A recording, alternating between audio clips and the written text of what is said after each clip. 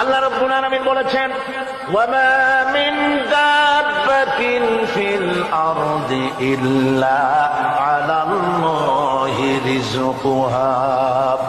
এই পৃথিবীর বুকে এমন কোন বিচরণশীল জীব নাই যে জীবের রিজকের দায়িত্ব আমি আল্লাহ আমার নিজ হাতে গ্রহণ করি নাই। সব জীবের রিজকের চাবি আমার হাতে। কার হাতে?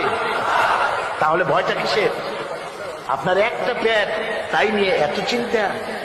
অথচ এই পৃথিবীতে আল্লাহ পাক বলেন অসংখ্য প্রাণী আছে যাদের কোনো সঞ্চয় নাই। শকুন, শকুনের মরা গরু অনেকগুলি ব্যাংকে জমা আছে নাকি? কবে কোথায় একটা মরা গরু পাইছে আর খোঁজ নাই, খবর নাই। ওগুলা কি না খাইয়া মরতে দেখছেন রাস্তায় পথে ঘাটে? সুবহানাল্লাহ।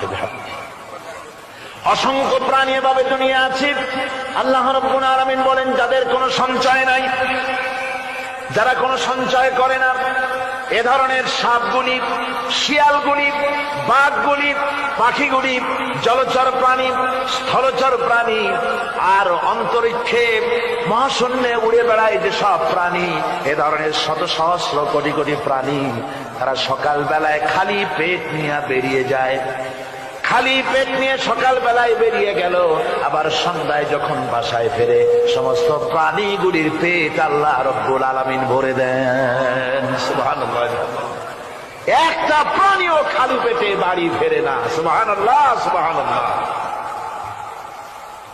অথচ তাদের কিন্তু জন্ম নিয়ন্ত্রণের ব্যবস্থাও নাই। জঙ্গলে যত প্রাণী আছে তারা কি কোনদিন মিছিল করে এসে বলেছে বাংলাদেশ সরকার আমাদের জঙ্গলের মধ্যে কোনো খোঁজ খবর তো আপনারা রাখেন না, এখানে বাচ্চা কাচ্চা বেশি হইতেছে আর খাওয়াইতে পারি না, এবার কিছু পরিবার পরিকল্পনার ওষুধপত্র পাঠান? কোনদিন বলেছে? বলে নাই, বলবেও না। কে খাওয়ায়? আল্লাহ পাক খাওয়ায়, আল্লাহ পাক খাওয়ায়। সুতরাং আল্লাহ রাব্বুল আলামিন রিজকের মালিক, একথা বিশ্বাস করতে হবে। সেই বিশ্বাসের অর্থ এই নয় যে আপনি চুপ করে বসে থাকবেন আর ফেরেশতারা রান্না করে আপনারে রূপচাঁদা মাছ খাওয়াই দিয়ে যাবে, এরকম বিশ্বাস করতে হবে, কাজ করতে হবে। এর ফলে আল্লাহ রাব্বুল আলামিন রিজকের ব্যবস্থা করবেন। ঈমান আনার পর প্রথম যে কোয়ালিটিটা হবে সেই কোয়ালিটি হচ্ছে পার্সোনালিটি, আত্মসম্ভ্রম, আত্মমর্যাদা। দুনিয়ায় কারো সামনে মাথা সে নত করবে না, মাথা নত করবে কেবলমাত্র আল্লাহর কাছে।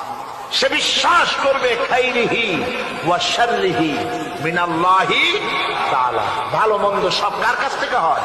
আল্লাহর কাছ থেকে হয়। সে কিছুতেই বিশ্বাস করবে না যে কোনো মাজারের কাছে গেলে, কবরের কাছে গেলে আমার তকদির পাল্টে যাবে, কোনো মোমেন্ট তা বিশ্বাস করবে না। কথা বুঝতে পেরেছেন? ভালো করার মন্দ করার সত্তা মালিক আল্লাহ সুবহানাহু ওয়া তাআলা।